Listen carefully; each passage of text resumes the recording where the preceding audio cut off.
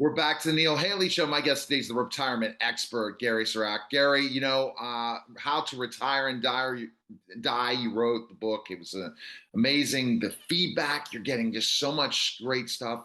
And now we're going to talk about something involving retirement that really we need, that really people need in that plan of retirement, right, Gary? I think it's really critically important, Neil. I think it's one of the most important facets of figuring out your own retirement. So kind of tell me specifically how you figured it out to help others and stuff.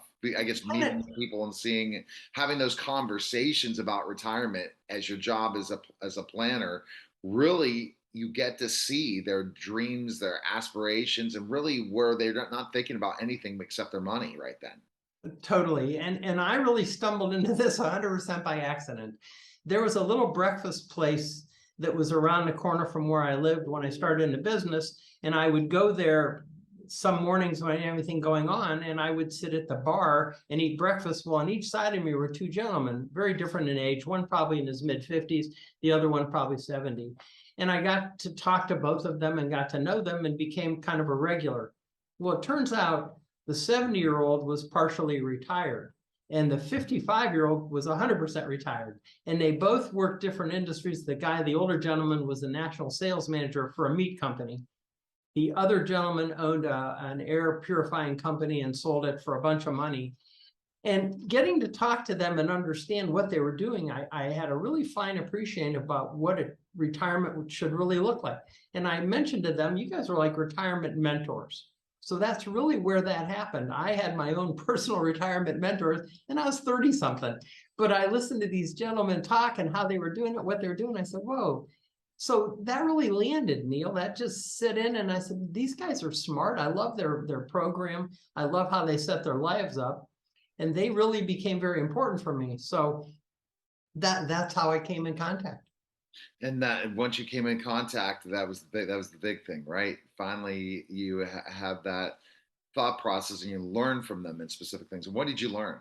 Well, I learned that neither of them wanted to be fully retired. The one gentleman who sold his company said, I'm still really active. I have an office in downtown Canton. I go there every morning or every day. I do my paperwork. I pay my bills. I manage my accounts. And I do that. I have a schedule, Gary. And that's what he came out with. He said, I have a schedule every day of the week. He said, now we do a lot more traveling, and that's great. He said, but you need to know every day is planned so that I'm not sitting home wondering what I'm going to do that day. I don't like that. And he said, it may not be filled to the gills. He said, but like today, he said, I'm having breakfast with you and we're talking. He said, then I'm going to go to the office. I'm going to do what I need to do. He said, at 11:45, I meet 5 guys for lunch. He said, we'll sit and talk till over 1. I'll come back at 1. I'll make some phone calls that I have to make. And he said, and I'll be home by 3:30. He said, that's my semi-retirement. I love that schedule, Neil. It was just really smart. And that semi-retirement schedule is great. And it's also great for entrepreneurs and business owners that they can create that even earlier than when the retirement age is, so that you can continue to do that stuff and you work smart, not hard at times. And it's very smart. It's a really good idea. The 70-year-old gentleman, the national sales manager, I said, what are you doing? His name was Sam. And I said, Sam, how are you managing? He said, well, Gary said, it's really interesting. He said, I hired my inherent. He's going to take this thing over. And he said, but he's not ready yet. So I have him on the road with me. We travel a few days a week. Sometimes I don't travel at all. He said, but I'm teaching him my business. And he said, and he's going to need to learn it. So I'm doing that. And he said, and that's really my focus right now. He said, and I'm spending about 3 days a week doing that. And the other days I'm doing what I want to do. And he said, meantime, I'm being paid what I was paid before because I'm training their next guy. And he said, it's a pretty good gig. He said, I'm working, he didn't use gig. That was a long time ago. But anyhow, it was pretty good job. And he said, and I'm working part-time. I loved his model. And Yeah. I said, Sam, if you retire, he said, oh, I'll never retire. He said, I'll always keep my finger in this because that young man's always going to need my help. And I said, okay. Isn't that amazing? So that's the thing that people made the mistake is I retire because we're told we're all to retire. Gary, we're told you got to retire. You got to retire, go back to, your normal life and everything. And that's not going to work. It's not the way to do things. And that's the key thing, because unless you're a big traveler and you have all these, and you're going to be so busy all the time, if we don't stay busy, what happens to us? Well, that's the book, How to Retire and Not Die. I mean, I wrote that and kind of stunned some people. And I said, no, you have to understand, you need to have something to do, because if you have nothing to do when you've had everything to do, you're going to get bored. You're going to get sick. You're going to, I said, I got tired of visiting people in nursing homes and hospitals and going to their funerals, Neil. And I was really serious. I just kept losing people I really liked. I said, well, this totally sucks. I don't know what else to say. That's why the book was written. So. And there you go. And that's the thing. And so what about now? You think that more and more, because people are living longer, or they want to work longer, do they go into another, use their career set, especially if the company's not the fit, and do something they really wanted to do forever and do it because they enjoy it? Is that Absolutely. another idea of things? You could start a business, and yet that business isn't going to be as profitable or make as much money, but you have the money to fund that business and enjoy doing what you're doing. Totally. I mean, I have a guy, a great example. This guy's a golfer and he loves golf courses. And he's not going to ever own one. He's not going to do that. But he said, Gary, he said, I'm working at a golf shop. He said, I love it. He said, I help people get fitted. I do this stuff. I talk golf all day. He said, I'm so happy. He said, I'm working 4 or 5 hours a day. He said, it's the most fun I've ever had at work. I mean, you just look for something that you're passionate about, Neil, that matters to you. And then that makes unretirement really pretty simple, because it's a place to go, something to do. I have a friend of mine who works at a Dairy Queen, and she loves a Dairy Queen. She likes ice cream, but she also likes the whole idea of the people and the interaction and making these things.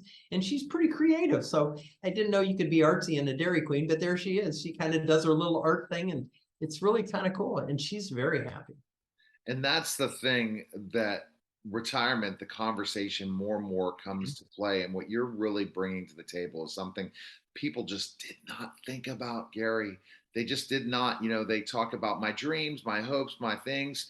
And then, staying healthy, keeping yourself active, doing all these different things are important, because once you have this bucket list, which some other people call it, but you call it the wish list, it's bottom line is you're not going to be able to enjoy those things if you don't stay healthy, if you don't keep your mind sharp, you don't do certain things, you don't get depressed. Because again, depression's another big thing that older people are going through, because they're worried about their kids, they're worried about their grandkids. So how do you recommend in that way as well? We're talking about planning things out, how to keep the sanity as well throughout the time. Well, Neil, you hit it right on the head. Keeping sane is having something to do and somewhere to go. When people really get down into dumps is where they have nowhere to go, nothing to do, and they just mope around the house and watch bad TV. So that's not a good success ratio for retirement. And I think it's not good mentally or anything. I mean, I had a gentleman retire, and he was dead serious when he told me this. I said, what's your retirement plan? He said, oh, I have one already built. And I said, well, that's great. What is it? He said, I'm going to watch every episode of NCIS. And I looked at him, I said, oh yeah, really? What do you do? He said, oh no, I'm very serious. I said, okay. He said, there's Vegas NCIS and New Orleans NCIS and Hawaii. I said, yeah. I said, this is your retirement plan? He said, oh, absolutely. He said, I've never been able to do that. I really want to catch up. And I thought to myself, okay, that's a lot of time on the couch. And this guy likes to make chocolate chip cookies, and they're really good. This is a bad combo, Neil. But there he was, and he was dead serious. And I have seen him since, and he said, oh yeah, I'm really enjoying it. And then his wife goes, and she just shakes her head and says, yeah, not a good plan. Not a good plan. So I guess our take today is how to semi-retire. What are the steps involved? What age do you feel is that semi-retirement? Because there's some people who want to work still full time. Is it when you start feeling the tiredness that you want to go to the semi-retirement? What do you feel is the perfect spot? When it's not fun anymore. I mean, there's, people say, oh, work's never fun. Well, you're in the wrong job. Exactly. I mean, totally. So there's aspects of work that is fun, but if that's not there and you're not having joy, and you're not with people you enjoy, they've made changes that you can't cope with, okay, that's a time to look for something else to do. And maybe that's when you say, okay, I'm going to look for something that I really want to spend the rest of my life in, that I'm engaged in. And that's, I think, the right time. But the thing that's interesting, Neil, I've had people at 40 come to me and say, boy, I really can't stand my job. I said, well, why are you doing it? Well, I said, that's a terrible reason. And they're paying me too much money. I said, great. So when you die, your money will be gone and you'll have a miserable life. And you'll say, well, they paid me a lot, but I had a terrible life. I said, that's a lousy story.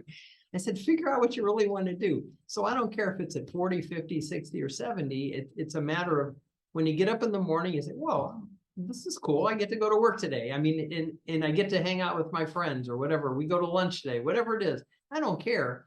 Just something that makes sense to you, that you get purpose and passion from. So that's interesting. And I think that's the thing that you need to talk to. And I'm sure you're talking to younger people about this when you're planning their retirement, because people plan early. It's like 30, 35, you're meeting them and you're seeing them how dissatisfied they are with their jobs, as we're seeing out there.